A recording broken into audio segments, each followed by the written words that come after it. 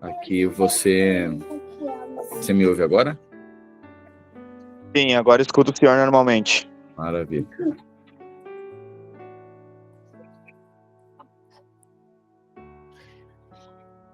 Pois bem, chegamos então em Isaías capítulo 58.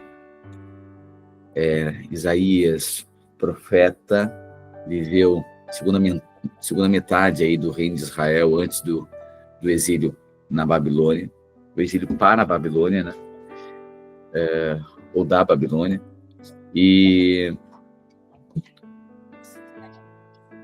Isaías, então, foi levantado por Deus para denunciar toda a corrupção de Israel e orientar, né? Deus usa ele para orientar o povo a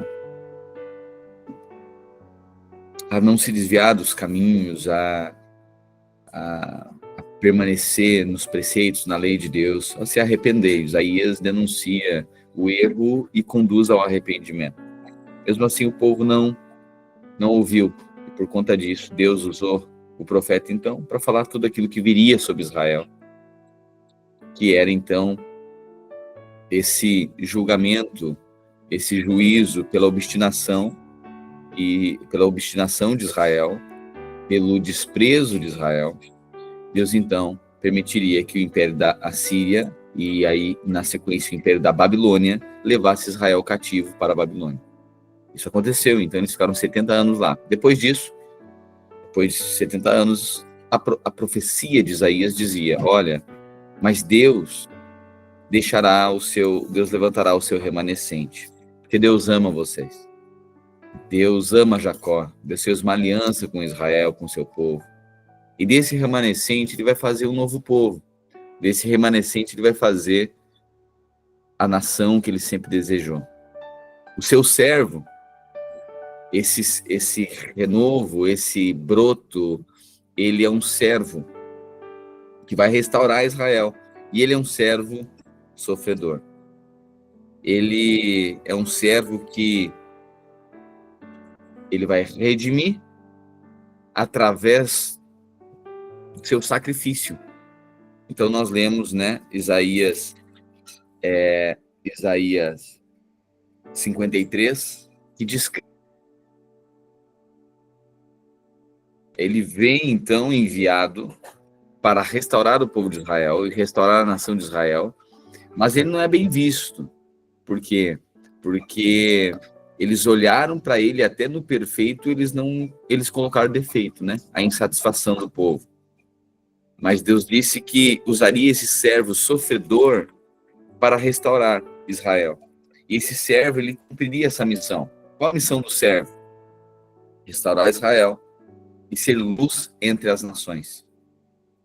A missão de Cristo era restaurar Israel e ser luz entre as nações. Após ele, então, Deus usa o profeta Isaías dizendo: olha, essa graça, no capítulo 55 a gente leu, né? Essa graça, ela está disponível a todos. Venham, todos vós que tendes sede, vinde às águas. Vós que não tendes dinheiro, vinde, comprai e comei. Sim, vinde, comprai, sem dinheiro, sem preço, vinho e leite. Olha, está disponível essa graça a todos. Então, diante dessa graça, diante desse sacrifício perfeito, diante do servo sofredor, essa graça enviada à terra para redimir a humanidade, essa graça enviada a Israel para restaurar Israel, ela está sendo ofertada em favor de todos, tanto hebreus, judeus, como gentios. O fato é que nem todos respondem da mesma forma. E aí fica claro aqui, e no capítulo 56, a partir do capítulo 56, começa a haver um contraste entre os ímpios e os servos, entre os ímpios e os que recebem o servo, né? Então a descrição da profecia diz o seguinte: olha, tem o servo sofredor, que é Cristo, e a partir dele, a profecia também trata como servos, né? Então são muitos servos. São os cristãos, são os que receberam Cristo, receberam o servo. Então tem duas maneiras de responder ao servo, Cristo. tem uma maneira que muitos de nós, a humildade em reconhecer que Ele é o Salvador e o arrependimento dos pecados, esses são servos. Mas há aqueles que resistem e rejeitam, esses são os ímpios. E aí, no capítulo 56, faz essa distinção, esse contraste entre os ímpios e os servos. E a profecia diz que quem herda a Nova Jerusalém são os servos. Quem vai herdar a Nova Jerusalém são aqueles que reconheceram o sacrifício do servo. São os cristãos. Pois bem, a partir agora, no capítulo 58, a gente vai ver ainda essa descrição desses servos, esse contraste entre aqueles que recebem o servo, que é Cristo, e aqueles que rejeitam o servo, que é Cristo. Depois disso, a gente vai perceber uma oração de arrependimento, confessando o pecado de Israel, no capítulo 59, e aí a gente vê 3 poemas na sequência, e aí dentre tantos, né, tem alguns marcantes, mas os tão conhecidos capítulos, as profecias, os poemas da redenção de Israel, da esperança, desse servo anunciando o reino de Deus, capítulo 60, 61 e 62. Ok?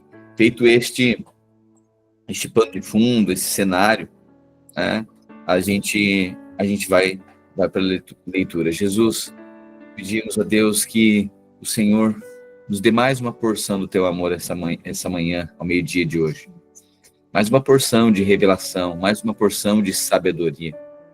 Mais uma porção, ó Deus, em que o Senhor nos dá para remover o véu que nos impede de contemplar a tua bondade, o véu que nos impede, ó Deus, de vivermos em uma nuvem escura, densa, tateando aquilo que o Senhor quer ser luz para que possamos enxergar. Livra-nos, ó Deus, de andarmos como cegos na escuridão, sendo que o Senhor é a nossa luz. O Senhor é que traz revelação, clareza, discernimento, de propósito, de vida, de esperança. Nós pedimos, em nome de Jesus. Amém e amém. Amém, queridos? Capítulo 58 de Isaías, então, diz assim: grite alto com todas as suas forças, grite alto com o som da trombeta. Fale ao meu povo Israel sobre a rebeldia e seus pecados. Apesar disso, agem como se fossem piedosos. Olha só, a hipocrisia sendo denunciada aqui, né? Vêm ao templo todos os dias e parecem ter prazer em aprender a meu respeito. Agem como nação justa, que jamais abandonaria as leis de seu Deus. Pedem que eu atue em favor deles e fingem querer estar perto de mim. Dizem: jejuamos diante de ti, porque não prestas atenção. Nós nos humilhamos com severidade, e tu nem reparas. Vou lhes dizer o porquê. Eu respondo: é porque jejuam para satisfazer a si mesmo. Enquanto isso, oprimem seus empregados. Uau! Olha só. Eis que jejuais para contendas e rixas, e para ferirdes com punho iníquo, jejuando assim como hoje, não se fará ouvir a vossa voz no alto. Olha só Deus dizendo: vocês jejuam para satisfazer as suas necessidades. Lembra que a gente sempre reitera isso, né? Jejum não é para que Deus satisfaça nossas necessidades. Jejum é para que nós percebamos qual é a vontade de Deus. Jejum não é a garantia de um benefício. Jejum é a revelação de uma responsabilidade. Jejum não é uma satisfação do interesse. Jejum não é para nós colocarmos Deus na parede como se a gente tivesse conquistado alguma coisa. Jejum, na verdade, é para acessar o Espírito, ouvir o Espírito, é uma concentração. É para evitar distrações, aquilo que fortalece a nossa carne, aquilo que aquilo que distrai, né? Jejum, eu percebo que jejum é um zoom no espírito. Jejum é um zoom no espírito. E a gente foca só nele. A gente para de estar distraído, né? De nós alimentarmos. A gente fala tanto sobre isso, né? Falando nisso semana que vem, domingo que vem. Não, é nesse domingo agora. Isso. Nesse domingo nós iniciamos nossos 7 dias. Acho que é o segundo jejum, né? Segundo ou terceiro jejum? Segundo jejum, acho. Segundo jejum desse ano. Em que nós fazemos aí 7 dias, né, de zoom total, de distrações daquilo que alimenta a nossa carne. Sempre lembre disso, são aspectos espirituais. Muito mais do que, não é sobre o que não comer, é sobre o que comer, né? Porque Jesus disse que não só de pão viverá o homem, mas de toda a palavra que procede da boca de Deus. Às vezes a gente não está precisando, às vezes a gente acha que o que a gente está precisando é o óbvio, né? Alguém que está enfermo está precisando de cura, alguém que está pobre está precisando de dinheiro, alguém que está faminto está precisando de pão. É isso que Satanás chega para Jesus e diz: olha, eu sei, tá com fome, se resolve com pão. Aí Jesus diz: não é com pão, é com palavra. Porque tem gente com barriga cheia e insatisfeito da mesma forma. Tem gente que acha que a sua necessidade se satisfaz com dinheiro. Os 10 leprosos, né? Estavam leprosos, segregados. Aí Jesus vai lá e cura. Quem é que voltou para agradecer? Sabe por quê? O problema deles não era lepra, era insatisfação. E só um voltou para agradecer. O problema era a ingratidão. Eles foram curados, mas continuaram ingratos. Tem muita coisa que Deus permite só para nos revelar qual é o nosso maior problema. O problema maior que a lepra era a ingratidão. A segregação, muitas vezes, não é pela temporada ruim financeira que a gente está vivendo, nem pelos problemas que a gente está enfrentando. Às vezes, a pior coisa é porque o nosso coração é ingrato. Era isso que Jesus estava revelando.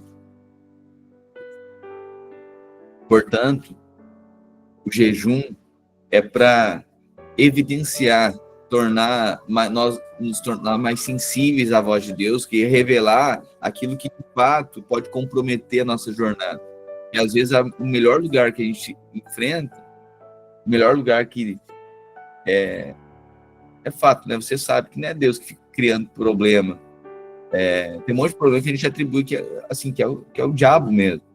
Mas tem coisas que Deus vai permitir só para nos levar para um caminho de arrependimento.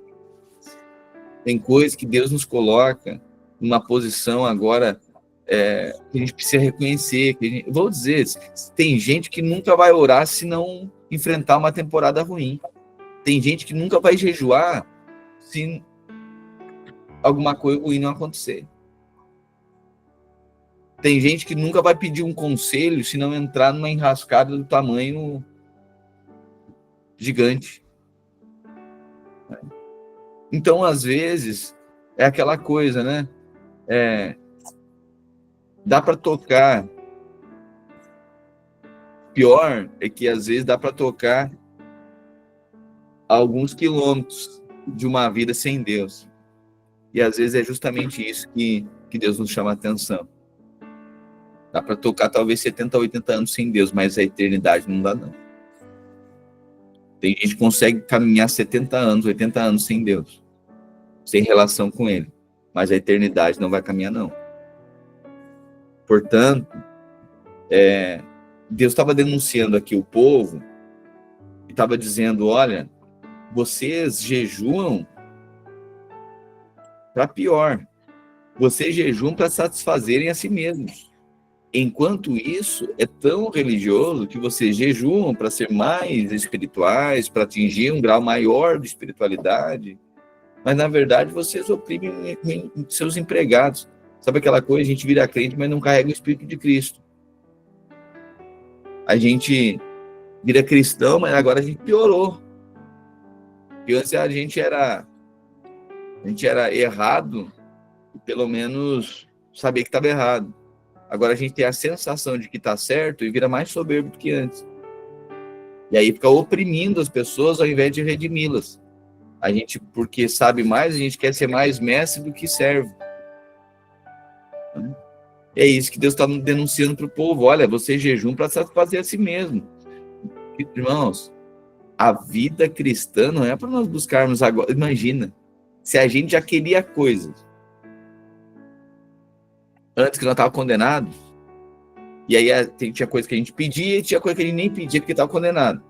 Aí agora a gente converte.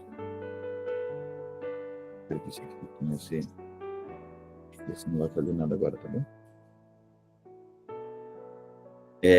Aí a gente converte para garantir que Deus agora, que Ele está do nosso lado, para fazer tudo que a gente quer.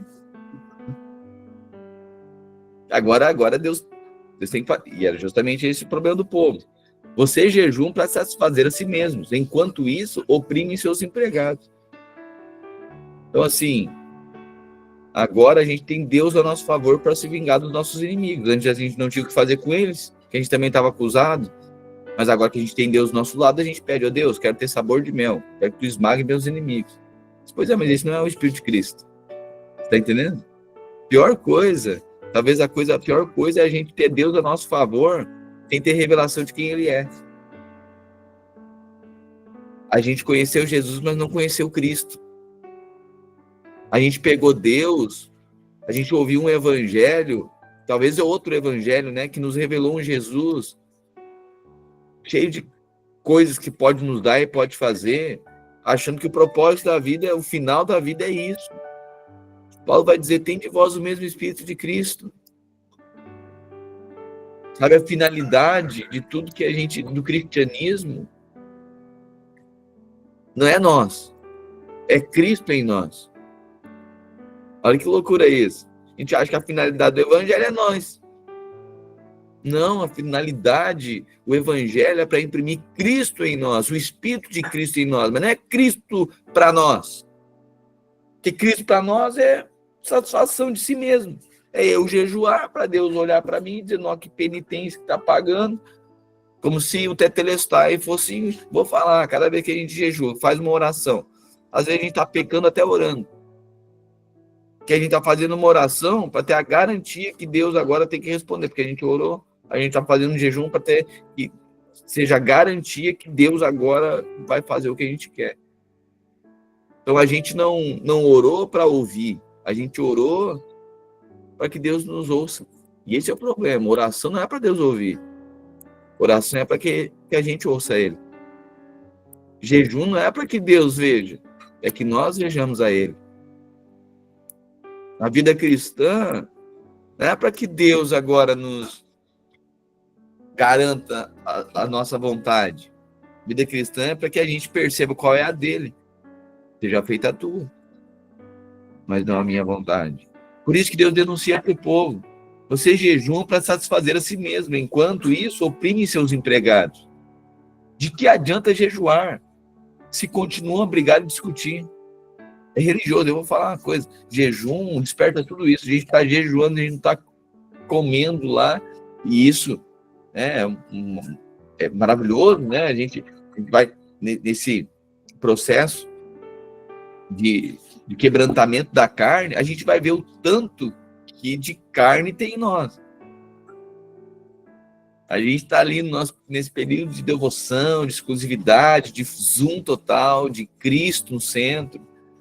Mas a gente está brigando, a gente está irado, porque a fome tira o pão para ver uma coisa. Tira o feijão com arroz para ver uma coisa. É, desse jeito. Pois é, mas tira os nossos benefícios. Deus tira o nosso benefício para ver uma coisa, como é que a gente fica. Tira a bênção. Tira o nosso emprego para ver como é que a gente fica. Tira os nossos presentes, tira as nossas satisfações para ver como é que a gente fica. Tira as garantias de os privilégios para ver como é que a gente fica. É a carne querendo ser suprida o tempo inteiro. E muitas vezes, o que o jejum vai fazer? O que Deus está denunciando? O jejum de vocês é ineficiente, porque vocês estão passando fome, enquanto isso estão oprimindo seus empregados. Vocês estão passando fome, mas estão mergulhados em ira. De que adianta jejuar? Você continua a brigar e discutir. O jejum, ele vai exaltar, ele vai avultar, ele vai denunciar, ele vai provocar, ele vai revelar o tanto de carne. E aí, nesse lugar, a gente comeu o quê? A palavra de Deus. A gente vai ver tanta necessidade em nós, a gente vai dizer, Deus, somente o Senhor. Minha satisfação completa, plena, soberana é o Senhor. Esse lugar de não realizações, esse lugar em que muitas vezes a gente não é visto. Nossa carne tá gritando o tempo inteiro. E Deus estava dizendo, de que adianta jejuar se continua a brigar e discutir? Com esse tipo de jejum eu não vou ouvir suas orações. Vocês se humilham ao cumprir os rituais, curvam a cabeça como junco ao vento, vestem-se de pano de saco e cobrem-se de cinzas. É isso que chamam de jejum? Acreditam mesmo que isso agradará ao Senhor? Eu acho que está claro, né? Que o que agrada a Deus não é fome.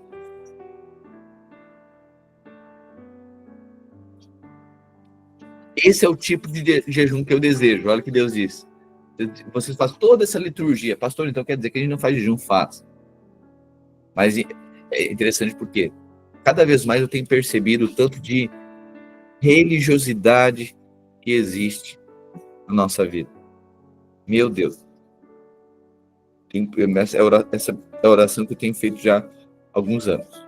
Nos últimos anos. Deus, remove religiosidade. Toda aparência. Toda...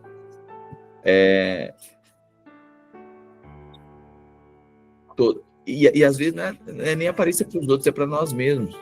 Por isso que eu acho que o jejum, ele confronta-nos, né? Às vezes ninguém sabe que a gente está jejuando. Que agora os religiosos eram assim, né? Se vestir de pano de saco, nem penteavam os cabelos, né? Não lavavam o rosto. O cara que acordou, ficava assim. Aí todo mundo via que ele estava em consagração. Estou em consagração. Pois é, mas nada de Cristo era visto na vida dele. Aí Deus disse, sabe qual é o jejum que me agrada? Este é o tipo de jejum que desejo. Soltem os que forem presos injustamente. Aliviem as cargas de seus empregados. Libertem os oprimidos. Removam as correntes que prendam as pessoas. Repartam o seu alimento com os famintos. Ofereçam abrigo aos que não têm casa. Deem roupa aos que precisam. Não se escondam dos que carecem de ajuda. Meu Deus. Você percebe isso? Pastor, então está dizendo que não o jejuar é errado? Não. Jesus jejuou. Isso aqui é a profecia do Velho Testamento. Depois vem jejum, Jesus e jejua. É bem verdade que os religiosos, eles brigam por tudo, né? João Batista jejuava e eles reclamavam. Aí Jesus vem comer, Jesus come, fica comendo, eles chamam ele de glutão, beberrão. Eu disse, se jejuar dá problema e se comer também dá. Porque é isso que Jesus estava denunciando, o problema que estava, a insatisfação que estava dentro do coração dos religiosos. Aí Deus disse para o povo, olha, vocês têm toda uma aparência, vocês vão no culto, vocês fazem uma oração no culto, vocês vão toda quarta-feira no culto, vocês vão toda quinta no culto, vocês vão todo domingo no culto, mas na casa de vocês eu nunca ouvi uma oração. Vocês cantam 3 louvor por culto, mas durante a semana não cantam nenhum. É duro, né? Quando Deus revela, sabe, toda a religiosidade da nossa vida. É duro. É duro que tanta correria e tal, e distração, que a gente não consegue ouvir o que Deus está falando. Que a gente precisa dizer, basta. Deixa eu jejuar aqui, basta distrações, basta. Deixa eu dar um zoom aqui, deixa eu concentrar aqui para ouvir o Senhor. Sabe? E ok, a gente daí tem a mania de fazer o quê? Colocar culpados. É por conta disso, por conta disso. Até Deus a gente vai culpar por meio da igreja. Porque a igreja é muita coisa para fazer. Pois é, a gente não culpa o emprego, né? A gente vai dizer que a correria da nossa vida tá porque a gente tá Cada agenda da vida da igreja. A gente não culpa o emprego, né? Esse emprego tá acabando com a minha vida. Não, a gente não faz isso. Esse curso que eu tô fazendo tá acabando comigo. Não tem mais tempo pro Senhor. E às vezes é justamente isso. Aí Deus está dizendo, esse é o jejum que eu desejo. Soltem os que foram presos injustamente. Aliviem as cargas dos empregados. Liberte os oprimidos. Remova as correntes que prendem as pessoas. Ou seja, vai lá. Liberte a corrente. Sabe uma coisa que a gente tem que fazer no meio de jejum? É ir lá perdoar a pessoa que a gente está ressentido.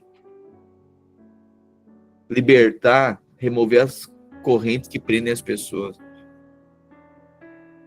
É ir lá pedir perdão. É ir lá perdoar. É gerar uma mesa redentiva. É isso aqui que agrada o Senhor. Deem roupas aos que precisam. Não se esconda dos que carecem de ajuda. Vamos lá. Eu olhei pro meu armário, ali de novo, e já tem umas. Eu vi que tem mais uma meia dúzia de roupa ali que tá com crise de identidade. Eles não sabem para que serve. Às vezes tem roupa no nosso guarda-roupa, vamos lá. Tem sapato que não sabe o que é sapato. Tem blusão que não sabe o que é blusão. Tem camisa que não sabe o que é camisa. Por quê? Porque faz tempo que ninguém usa ele. Eu disse, precisamos dar destino nisso aqui. Precisamos dar propósito para isso aqui. E às vezes a gente está pedindo algo para Deus e o que o nosso irmão precisa está dentro do nosso guarda-roupa. E talvez a gente jejue para garantir uma camisa nova. Mas talvez o que Deus queira é que a gente vista o irmão com o que a gente tem. Deus só estava denunciando a religiosidade do povo. Que a gente acha que nós com a camisa nova, com o carro novo, com a casa nova, o ímpio vai olhar para isso e vai dizer, uau, se Deus dá tanta coisa assim, eu também quero. A gente acha que é isso que vai converter. Não, sabe o que vai converter? Quando alguém vê a gente sem camisa porque a gente deu a nossa.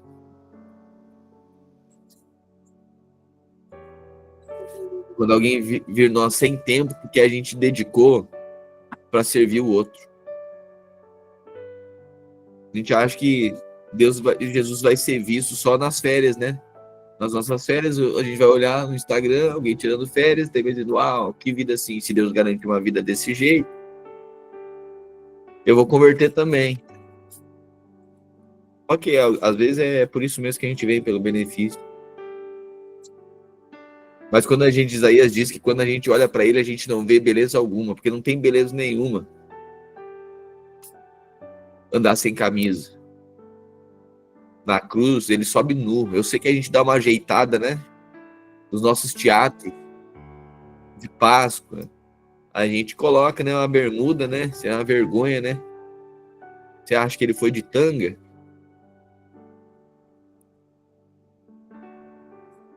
O que tem de belo nisso? Mas talvez Cristo seja visto dessa forma. Nem a gente ter um monte de coisa. Sabe? Riqueza não é medida pela capacidade daquilo que alguém pode ter alguma coisa. Você vai ver mesmo que rico não é medido pela capacidade que ele, pelo quanto ele tem, mas pelo quanto ele dá. Pessoas que têm, você vai ver, chegam num nível, todos os ricos, eles arrumam uma associação, eles fazem filantropia. Ele vai ver. Toda empresa muito grande, eles abrem uma ONG. E tem que ter algum propósito com aquilo. Riqueza não é a capacidade que alguém teve de acumular. Não é o acúmulo pela capacidade de alguém. Riqueza é o quanto cada um tem disposição de dar. Se a gente vestisse o céu com o que a gente dá para os outros, quantos anjos estariam vestidos?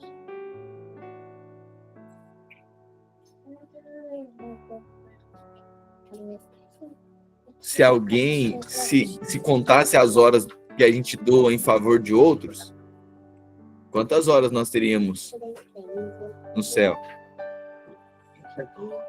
Você está entendendo? E às vezes a gente não, a vida é somente para nós, para o nosso sonho, para o nosso projeto, para o nosso jeito.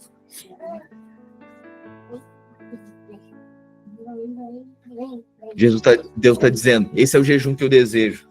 Solta os que forem presos injustamente, alivie as cargas dos seus empregados, alivie os oprimidos, ofereça abrigo aos que não têm casa, deem roupa aos que precisam, não se esconda dos que carecem de ajuda. Só que tem uma coisa, né? Isso nunca,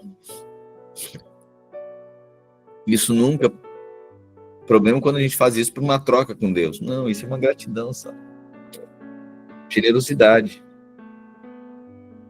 Tem percebido que Deus tem nos levantado como uma igreja generosa, sabe? A gente investe, pessoas têm sido salvas, a gente investe no ambiente que temos, a gente investe nas relações que temos, a gente investe, sabe, na nossa casa, abrindo nossa casa, a gente investe em pessoas, a gente compartilha.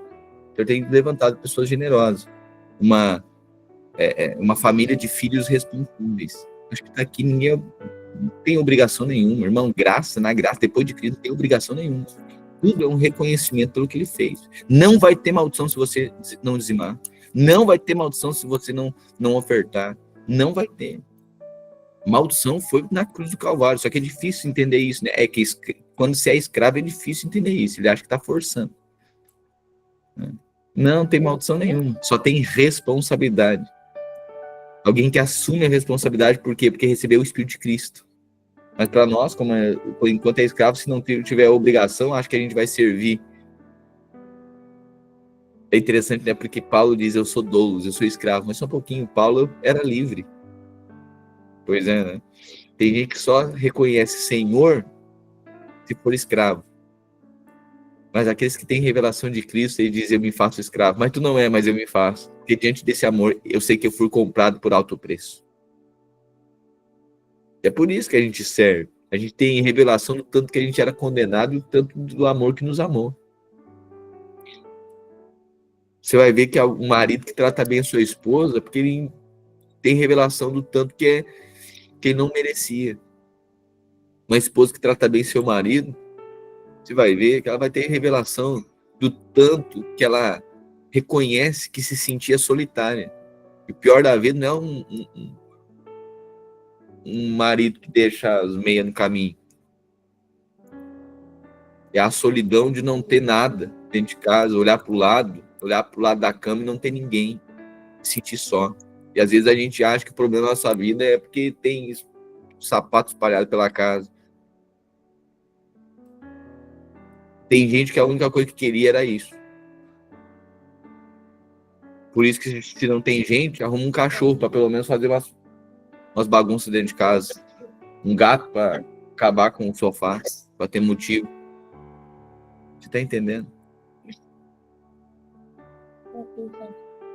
O evangelho vem confrontar toda a nossa forma egoísta de vida e superficial. De nós termos um Deus, termos um templo, mas não temos uma relação que traduz. Né? E Deus estava dizendo para o povo, o jejum que eu desejo é que vocês sirvam, que vocês acolham, que vocês não vivam só para si, que vocês vejam um faminto e deem de comer.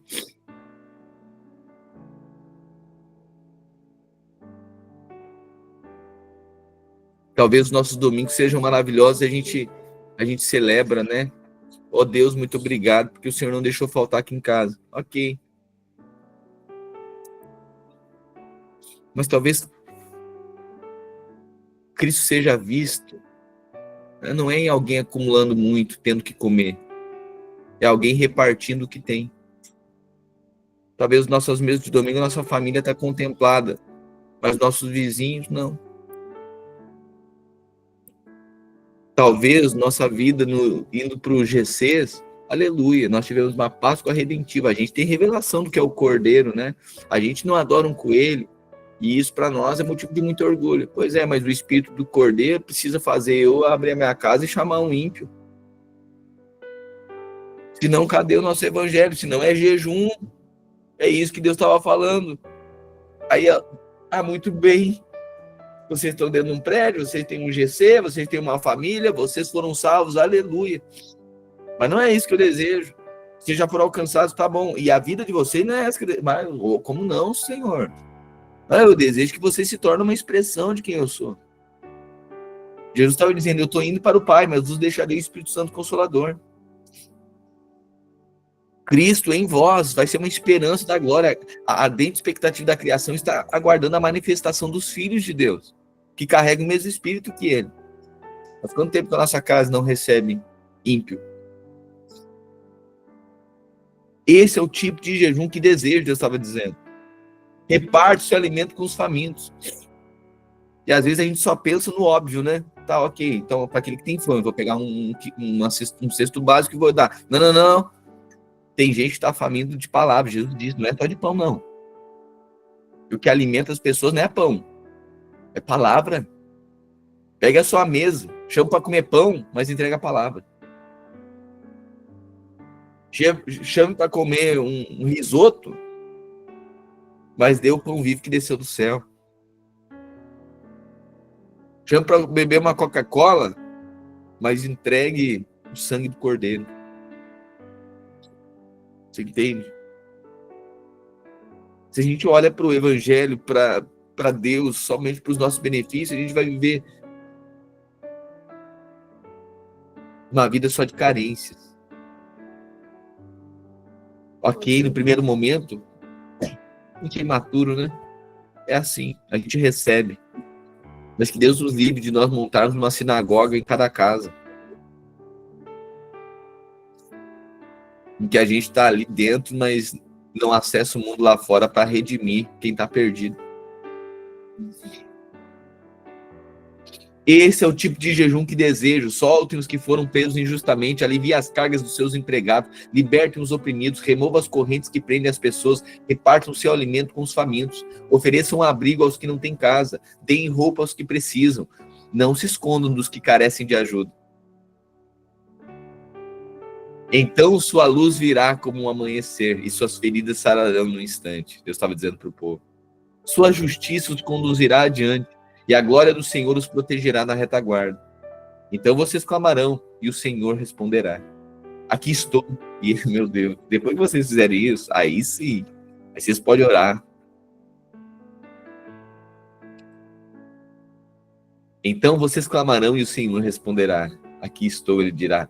Removam o jugo pesado de opressão, parem de fazer acusações e espalhar boatos maldosos. Deem alimento aos famintos e ajudem os aflitos. Então sua luz brilhará na escuridão, e a escuridão ao redor se tornará clara como o meio-dia. O Senhor os guiará continuamente, lhes dará água quando tiverem sede, e restaurará suas forças. Vocês serão como um jardim bem regado, como a fonte que não para de jorrar. Meu Deus do céu, você está vendo? Talvez a satisfação da nossa vida esteja, ela se revele, ela aconteça. Talvez as resoluções do nosso problema não estejam, eles não se manifestem enquanto a gente está buscando resolvê-lo sozinho. É quando a gente está ajudando o outro a resolver o seu. Talvez a resolução da nossa vida não esteja em buscarmos a satisfação das nossas necessidades, mas em resolver o outro a resolver a necessidade dele, em ajudar o outro a resolver a necessidade dele. Então o Senhor os ouvirá, o Senhor os guiará continuamente, lhes dará água quando tiverem sede e restaurará suas forças. Vocês serão como um jardim bem regado, como a fonte que não para de jorrar. Reconstruirão as ruínas desertas de suas cidades e serão conhecidos como reparadores de muros e restauradores de ruas e casas. Guardem o sábado como dia santo. Não usem esse dia para cuidar de seus interesses. Desfrutem o sábado e falem dele com prazer. Como dia santo do Senhor. Honrem o sábado com tudo o que fizerem nesse dia.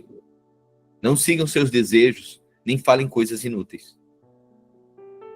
Interessante, né? Que às vezes a gente acha, né, que é só guardar o sábado, não fazer nada. Imagina, o judeu não faria nada no sábado. O judeu não pode caminhar mais que 1 quilômetro no sábado. Isso já é esforço. Já quebra a lei. Olha que loucura isso. A gente acha que isso é garantia, né? Isso é para benefício próprio. Olha o que Deus está dizendo. Honrem o sábado com tudo que fizerem nesse dia. Não sigam seus desejos. O sábado não é para vocês, é para mim. Nem falem coisas inúteis. Então o Senhor será a sua alegria. Meu Deus. O Senhor será a sua alegria. Grande honra lhes darei. Eu o sustentarei com a propriedade que prometi a seu antepassado Jacó. Eu, o Senhor, falei, meu Deus, o Senhor será a sua alegria. O Senhor sustentará com as promessas que fez a Jacó. Aleluia, aleluia. Lindo, né? Lindo. História deles? História do povo? Ou a nossa? A nossa história? A minha e a sua história?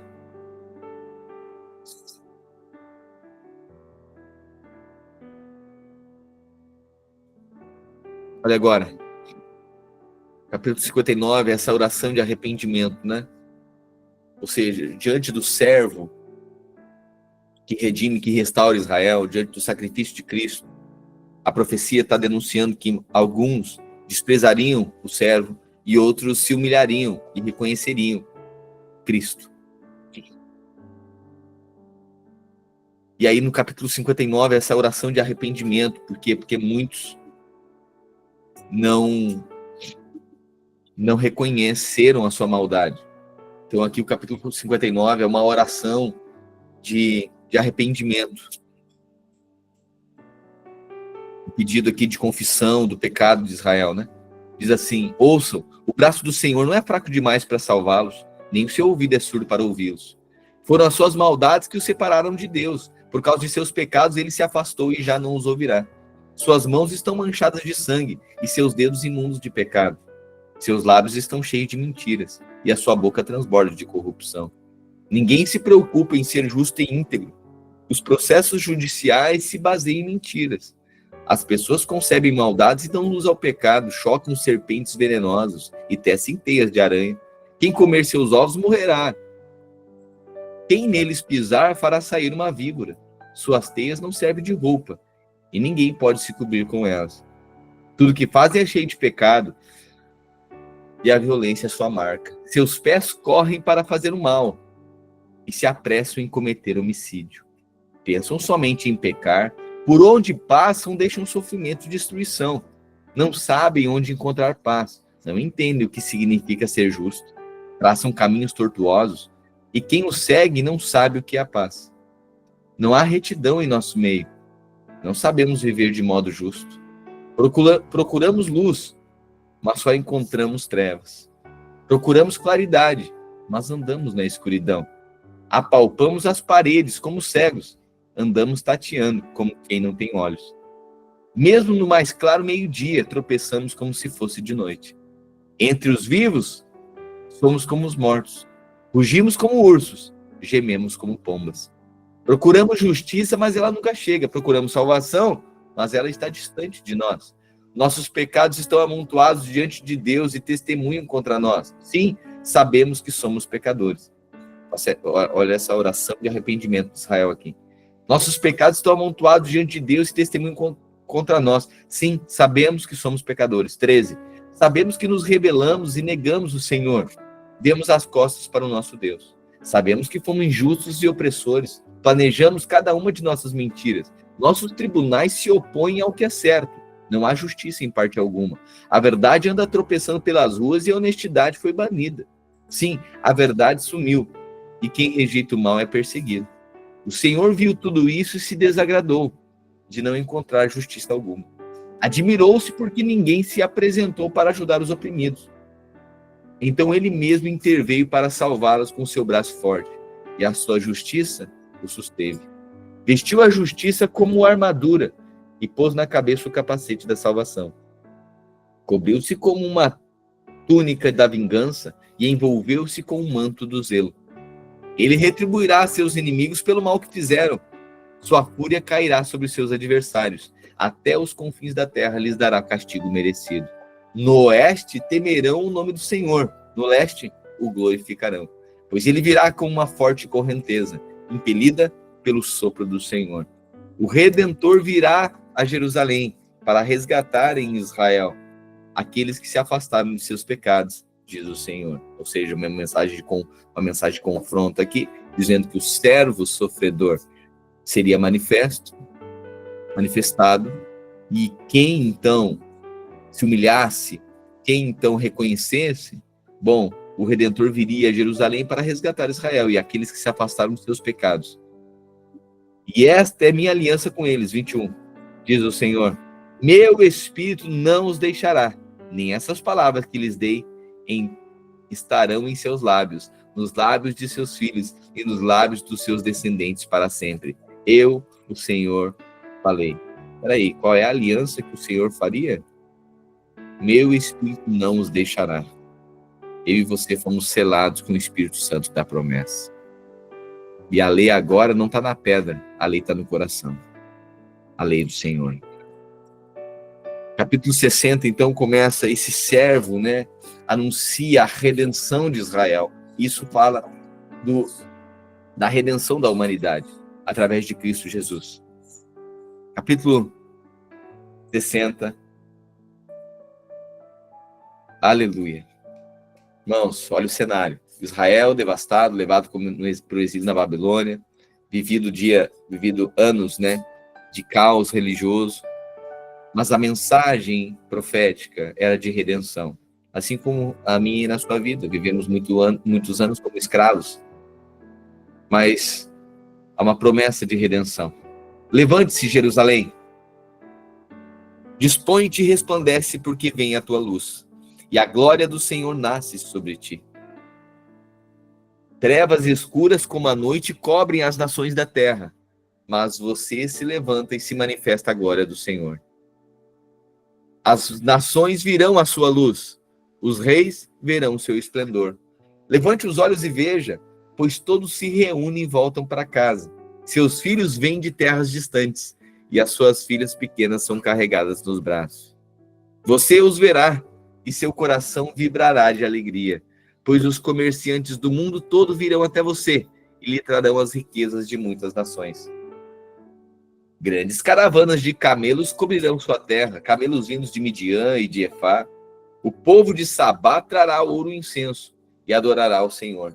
Entregarão a você os rebanhos de Quedar, e trarão para meus altares os carneiros de Nabaiote. Aceitarei suas ofertas, e tornarei meu templo ainda mais glorioso. O que vejo voando como nuvens para Israel, como pombas para seus ninhos? São navios dos confins da terra, de nações que confiam em mim. À frente vêm as grandes embarcações de Tarsis, trazendo de volta o povo de Israel, que vem de lugares distantes com sua prata e o seu ouro. Eles honrarão o Senhor seu Deus, o Santo de Israel, pois ele a encheu de esplendor. As suas portas estarão abertas continuamente, nem de dia nem de noite se fecharão, para que estejam trazidas as riquezas das nações e conduzidos com elas os seus reis. Porque a nação e o reino que não te servirem perecerão. Sim, essas nações serão de todo assoladas. A glória do Líbano virá sobre ti, cipreste, o olmeiro, o bucho, conjuntamente para adornarem o lugar do meu santuário, e farei glorioso o lugar dos meus pés. Os descendentes de seus opressores virão e se curvarão diante de você. Aqueles que desprezavam beijarão seus pés. Eles a chamarão cidade do Senhor, a Sião do Santo de Israel. Antes você era desprezada e odiada, e ninguém sequer passava por você. Mas agora eu a tornarei majestosa para sempre. Uma alegria para todas as nações. Reis poderosos e grandes nações atenderão a todas as suas necessidades, como se fosse você uma criança amamentada por uma rainha. Você saberá, enfim, que eu, o Senhor, sou o seu Salvador e seu Redentor, o poderoso de Israel. Trocarei seu bronze por ouro, seu ferro por prata, sua madeira por bronze e suas pedras por ferro. A paz será seu líder e a justiça o seu governante. A violência desaparecerá da sua terra e a desolação e a destruição da guerra chegarão ao fim. Aleluia. Você percebe, né? Israel, durante todos esses anos em profunda guerra, né? Isso profeticamente aponta para mim e para a sua vida, ok? Mas você percebe também que era uma profecia para Israel. Israel, durante muitos anos, assolada, destruída. Israel já foi destruído várias vezes, né? O povo disperso pelo mundo, né? Uma dor sem fim. Agora a gente viu o último massacre em Israel, 1.100 e poucos mortos, uma tirania brutal. Mas olha a profecia, quando viesse Jesus. Ok, pastor, mas Jesus já veio 2000 anos atrás. Pois é, mas eles não reconheceram, porque eles querem glória. Pois é, faz 2000 anos que eles estão sofrendo por conta disso. Mas está muito próximo de Jesus vir em glória, estabelecer o seu reino aqui na terra. E a profecia é, verso 18, a violência desaparecerá da sua terra, a desolação e a destruição da guerra chegarão ao fim. A salvação a rodeará com os muros de uma cidade, e o louvor estará nos seus lábios, os lábios de todos que ali entrarem. Você não precisará do brilho do sol durante o dia, nem da claridade da lua durante a noite, pois o Senhor será a sua luz eterna, seu Deus será a sua glória. Seu sol nunca se porá, sua lua nunca deixará de brilhar, pois o Senhor será a sua luz eterna. Seus dias de lamento chegarão ao fim. Todo o seu povo será justo, possuirão a terra para sempre. Pois eu os plantarei ali com as próprias mãos, para manifestar minha glória. A menor família se tornará 1000, e o grupo mais minúsculo, uma nação poderosa.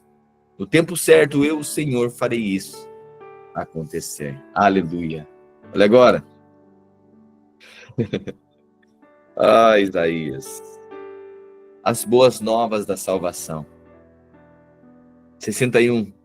O Espírito do Senhor está sobre mim. Aleluia. Aleluia. Isso aqui é profundo demais. Olha a profecia, Isaías. O Espírito do Senhor está sobre mim, porque o Senhor me ungiu para pregar as boas novas ao quebrantado, e enviou-me a curar os quebrantados de coração. Espera aí, o Senhor me ungiu, ungido aqui, para pregar as boas novas aos quebrantados. Enviou-me para curar os quebrantados de coração e proclamar libertação aos cativos e a pôr em liberdade os algemados e a pregoar o ano aceitável do Senhor e o dia da vingança do nosso Deus, a consolar todos os que choram. Espera aí, o ano aceitável, qual é o ano aceitável? É o ano do perdão. O ano aceitável, o dia aceitável era o dia da expiação dos pecados. Israel entende do que está sendo dito. E agora, o Espírito do Senhor está sobre mim, porque ele me ungiu para pregar as boas novas aos quebrantados, e enviou-me para curar os quebrantados de coração, e proclamar libertação aos cativos, e pôr em liberdade os algemados. Olha Jesus revelando aqui. Jesus depois cita isso, né? E a pôr sobre os que em Sião estão de luto, uma coroa em vez de cinzas. Aleluia. Óleo de alegria em vez de pranto, veste de louvor em vez de espírito angustiado. Meu Deus, o Espírito do Senhor agora desce sobre a sua vida. Cristo agora consola você que chora. Ele coloca uma coroa ao invés de cinzas. Perceba isso, que o Espírito de Cristo quer derramar essa verdade, essa manifestação, essa unção sobre a sua vida. O lugar antes desolado, aqueles que estavam cativos serão libertos, aqueles que estavam algemados se tornarão livres. Aqueles que choram serão consolados. Aqueles que estão em cinzas receberão uma coroa. Óleo de alegria ao invés de pranto. Meu Deus, né? Óleo de alegria. Não, alegria é um sentimento? Não, é uma unção. É o óleo da unção, é a unção da alegria. Em vez de pranto, vestes de louvor, em vez de espírito angustiado, a fim de que se chamem carvalhos de justiça plantados pelo Senhor para a sua glória. E tem uma coisa, quando essa unção vem sobre mim e sobre você, quando a unção redentiva de Cristo, quando Cristo entra na nossa história, quando a unção da alegria vem, quando agora a liberdade for proclamada no nosso coração, na nossa casa, na nossa família, tem uma coisa: nós edificaremos os lugares antigamente assolados. Restaurarão os de antes destruídos e renovarão as cidades arruinadas, destruídas de geração em geração. Quando a unção vem sobre você, você vai agora reedificar lugares que antes foram desolados. Relacionamentos arrebentados antes destruídos, agora é você que vai reedificar. Sua vida será restaurada. Sabe, é coisa que é resolução no passado também. É resolução, é nós voltando para enfrentar lugares de onde a gente saiu e fugido. Mas agora para reedificar. O Espírito do Senhor está sobre mim, ele ungiu para pregoar o ano aceitável do Senhor, pôr em Sião os que estão de luto receberão uma coroa, ungir com óleo de alegria ao invés de pranto, vestes de louvor ao invés de um espírito angustiado. E agora nessa unção edificarão os lugares antigamente assolados, restaurando os que antes foram destruídos, renovarão as cidades arruinadas, destruídas de geração em geração. Estranhos se apresentarão e apacentarão os vossos rebanhos, estrangeiros serão vossos lavradores e vossos vinhateiros. Mas vós sereis chamados sacerdotes do Senhor. Meu Deus. Lembra Apocalipse, João dizendo? E ele vos ungiu como reis e sacerdotes. Vós sereis chamados sacerdotes do Senhor e vos chamarão ministro de nosso Deus. Comerei as riquezas das nações e na sua glória vos gloriareis. Em lugar da vossa vergonha, tereis dupla honra. Aleluia.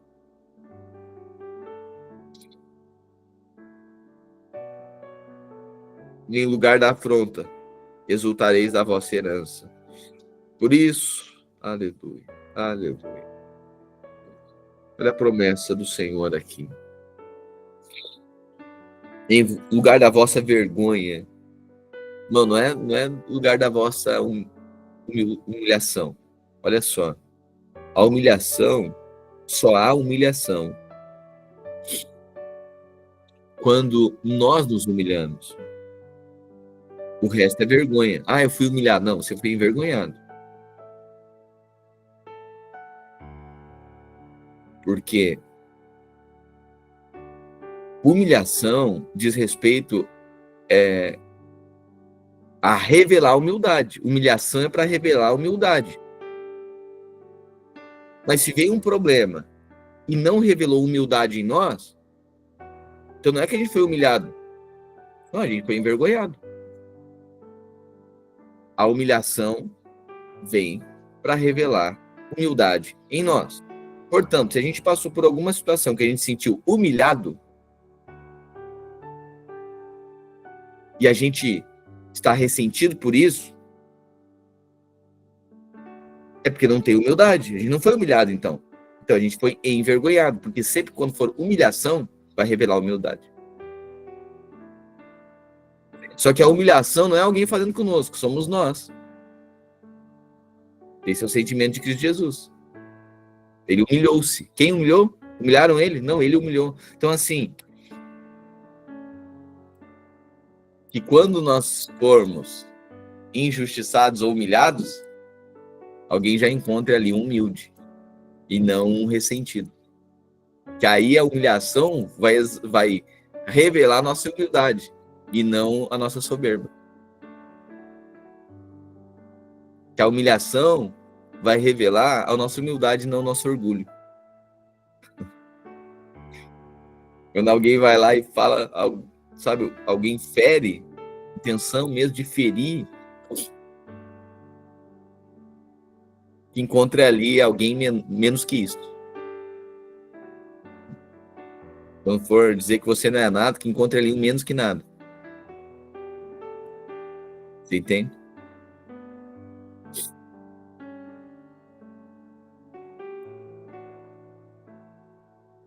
Em lugar da vossa vergonha. Agora passamos por vergonha. Tá, ok. Aí tem uma promessa. Fiquei com vergonha. No lugar da vossa vergonha tereis dupla honra. Em lugar da afronta, exultareis da vossa herança. Por isso, na vossa terra possuireis o dobro e tereis perpétua alegria. Meu Deus. Em lugar da vergonha e desonra, desfrutarão de uma porção dupla de honra. Terão prosperidade em dobro em sua terra e alegria sem fim. Ah, querido. Tem muita coisa que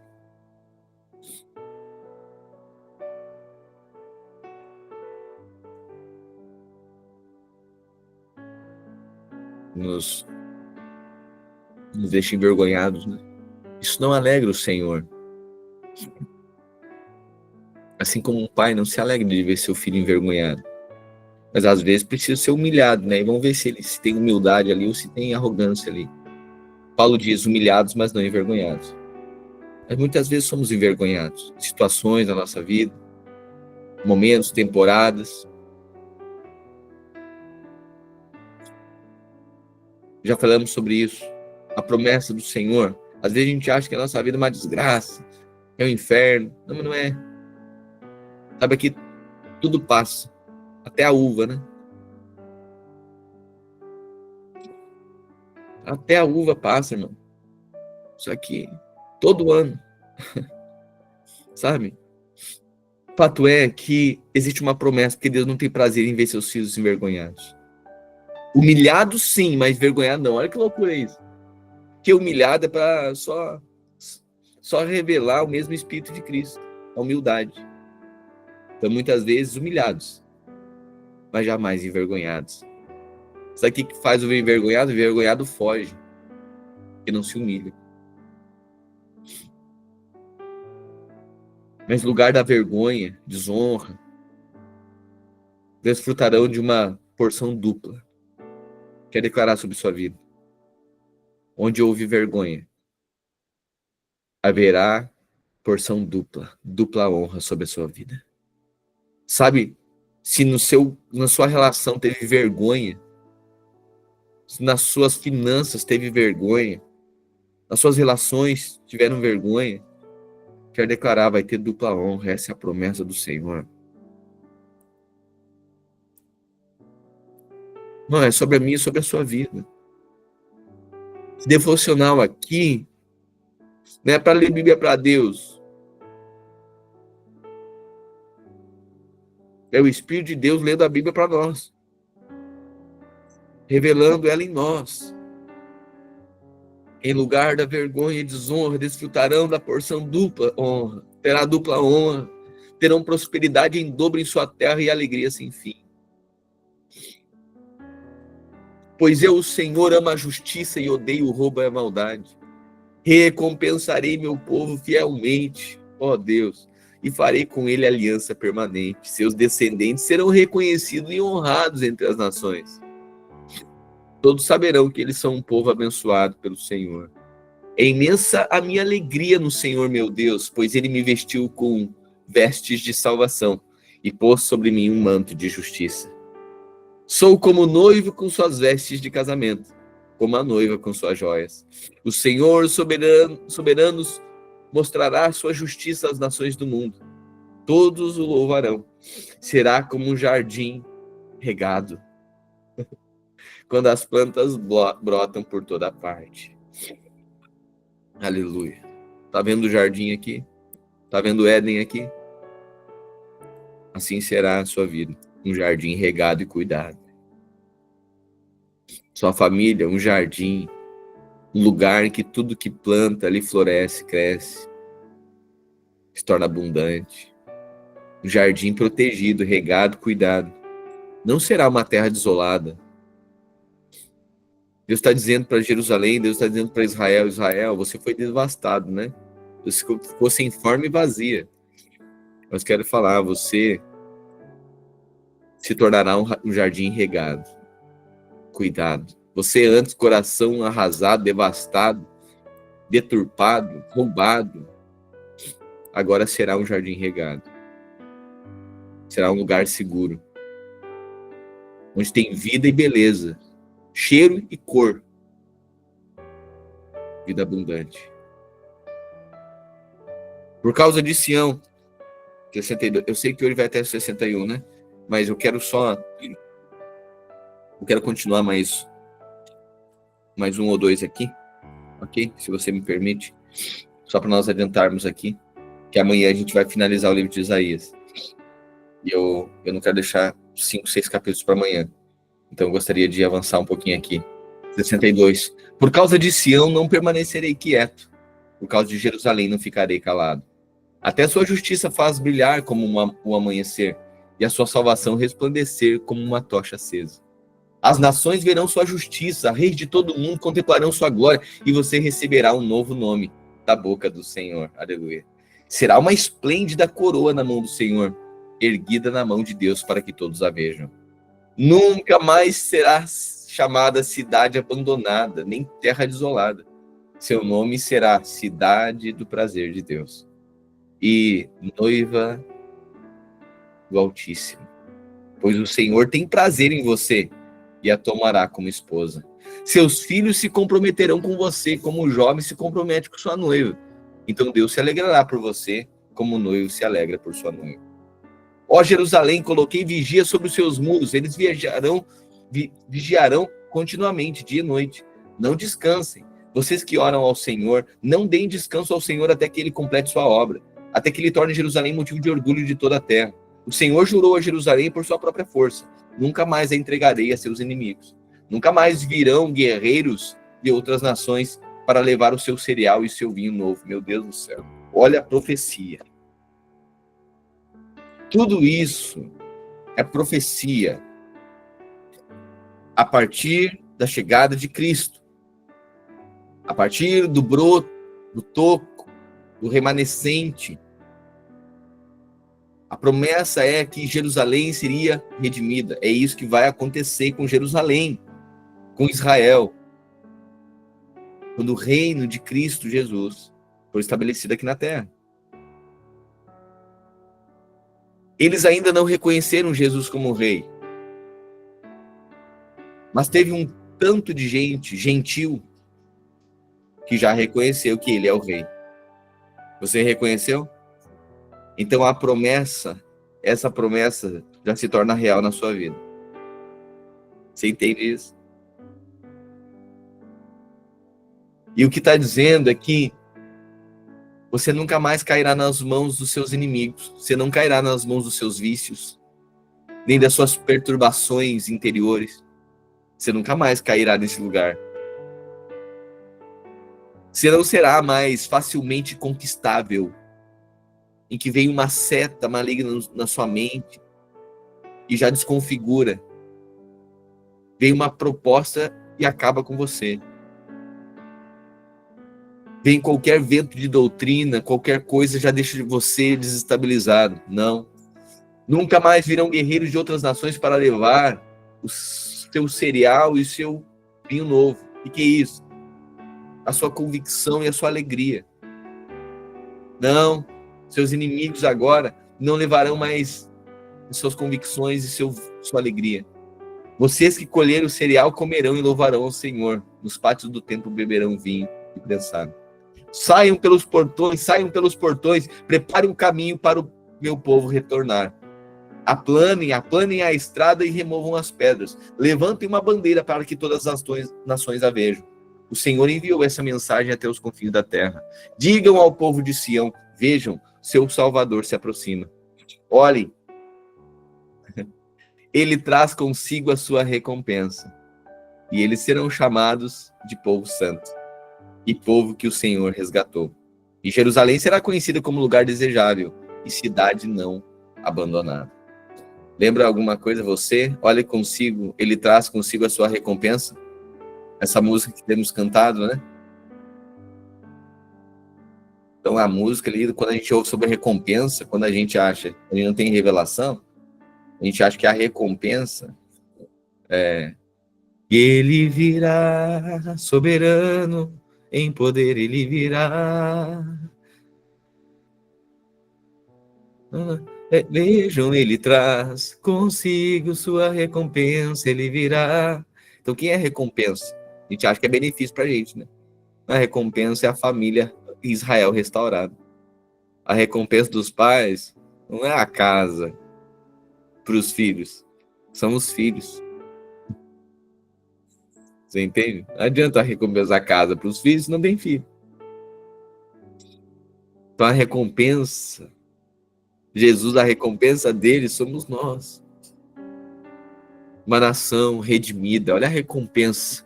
Ele verá o fruto do seu penoso trabalho. Qual é o fruto do seu penoso trabalho? Redenção de filhos. Então imagina agora, eles serão chamados povo santo e povo que o Senhor resgatou. Digam ao povo de Sião, vejam, seu Salvador se aproxima. Olhe, ele traz consigo a sua recompensa. Eles serão chamados de povo santo. O que é? É Jesus descendo em glória agora. Com todos os salvos, perdoados, justificados. A nação, povo santo. Aleluia.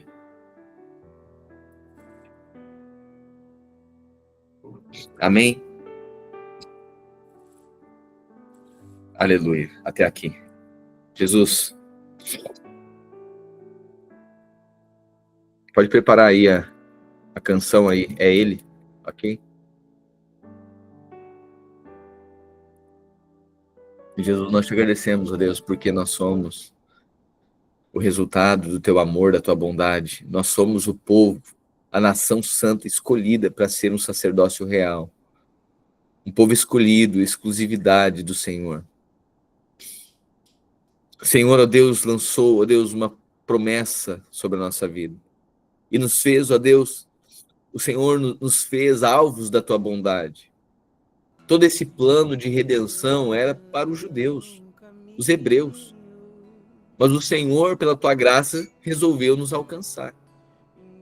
Resolveu nos escolher e nos fazer participantes disso. Ah, Jesus, nós somos gratos. Podemos desfrutar agora da tua vida. Existe uma promessa de restauração, de restituição sobre a nossa vida. O lugar da vergonha na nossa vida, nossa história foi roubada demais. Talvez muitos de nós aqui, a infância foi roubada, a adolescência foi roubada, a paternidade foi roubada, a riqueza foi roubada. Da nossa história, dos nossos pais, fomos roubados. Mas a promessa é que no lugar da vergonha, o Senhor virá com dupla honra. O Senhor irá restituir. O Senhor tornará abundante. E o nosso coração será como um jardim regado. Quero declarar, ó Deus, que o nosso coração é um jardim regado. Nós não somos uma terra desolada. Nós não somos, ó Deus, uma terra de insatisfação. Nós não somos, ó Deus, uma terra, um povo que está insatisfeito o tempo inteiro. Nós somos um jardim regado, cuidado. Lugar que é bom de estar. Gente bem resolvida que é bom de estar perto. Nosso coração é assim, um jardim regado, cuidado pelo Senhor. Ah, nós somos gratos, Jesus, pela tua bondade, pela tua maravilhosa graça. Em nome do Senhor Jesus. Em nome do Senhor Jesus. Estou Obrigado. preparando o caminho, endireitando as veredas e cada vez mais diminuindo. O que importa é que ele cresça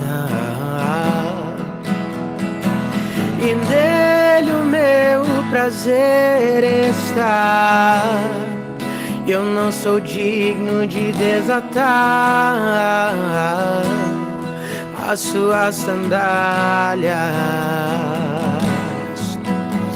e nele o meu prazer está. E eu caminho com a certeza de que ele virá.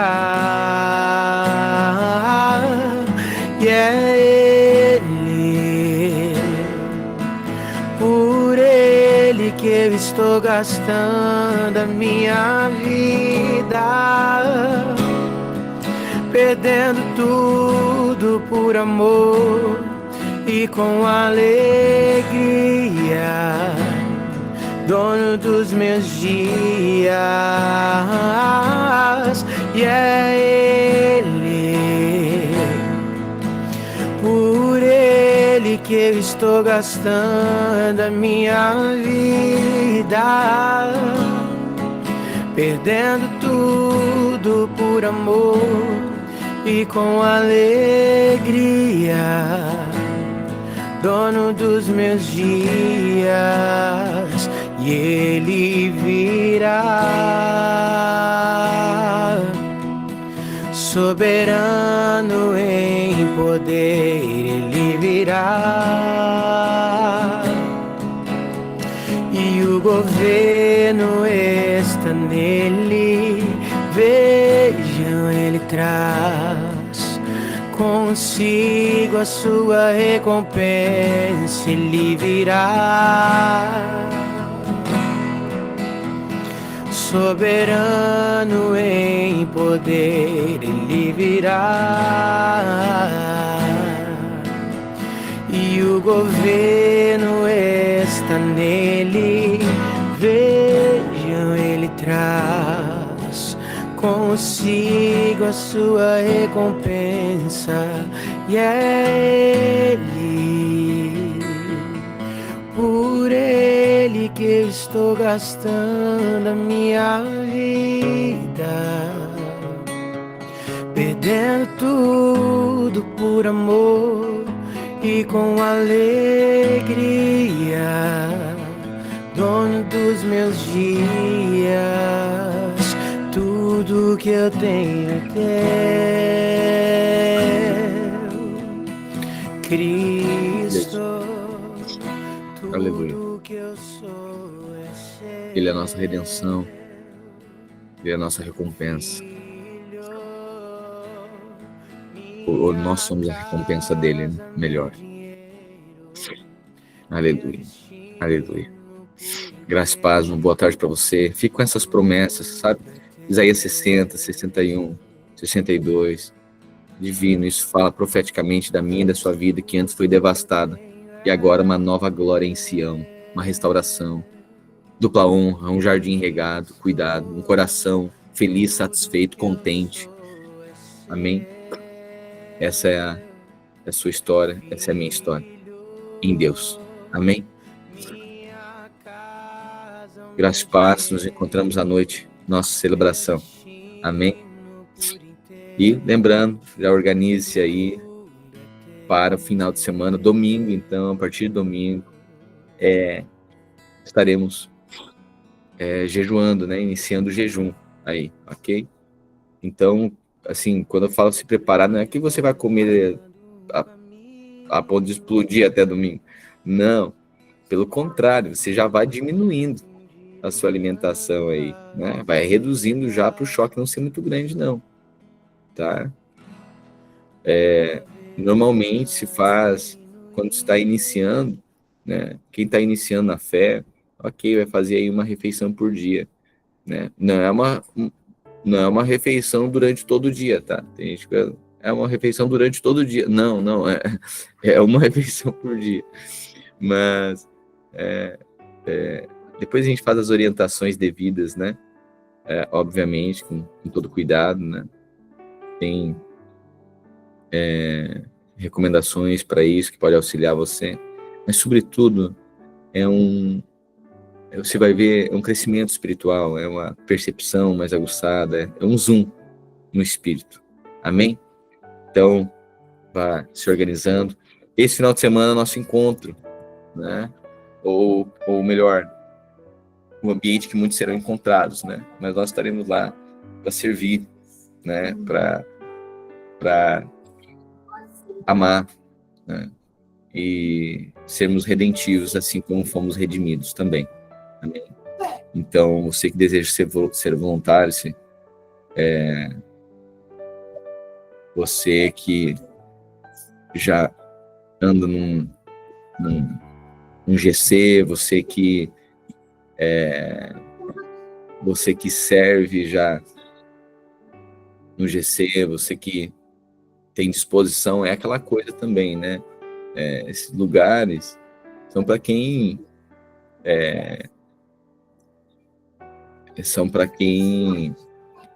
já tem hábito de fazer isso. A pessoa já é um voluntário, já é um servo, né? Ela já serve. Então aí faz sentido servir em outros lugares. Mas se a pessoa não faz isso, não faz sentido servir lá, porque se não serve, a pessoa, por exemplo, não serve no GC, vai querer servir no encontro, não faz sentido, né? Então é só sobre ter essa coerência, né? Mas você também, né? Não existe garantia de que a pessoa se inscreveu já vai ser chamado. Por quê? Porque depende da demanda também. Às vezes tem mais homens, às vezes tem mais mulheres, às vezes tem mais pessoas mais idosas, às vezes tem pessoas mais novas. Depende da demanda, então, né? Mas você que deseja pode se inscrever e aguardar. Se não nesse encontro, você pode ser chamado no outro, você pode ser chamado no outro. Aí você vai sendo acompanhado também. Amém? Então, hoje à noite, nossa celebração, e no final de semana, aí o encontro, convide pessoas também, ok? Organize, convide pessoas, envie pessoas, conecte com pessoas, participe dessa salvação de muitas pessoas, ou da proclamação da salvação, né? Porque a salvação já foi dada, né? Não tem nada que a gente vai fazer mais para que alguém seja salvo. A salvação já foi dada na cruz do Calvário, então a gente só proclama a salvação. O que a gente pode fazer é redimir, né? Mas salvar já foi dado por meio da cruz.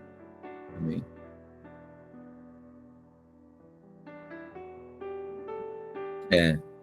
Então, pessoas que estão iniciando, né? Às vezes, quem está iniciando, às vezes na fé, ok? É tempo também de você ser servido como temos servido, né? E aí, às vezes, você vai andar um pouco mais, aprender um pouco mais, né? Depois vai servir. Amém? Então, é isso. Logo mais nos encontramos. Graça e paz, queridos. Boa tarde para você.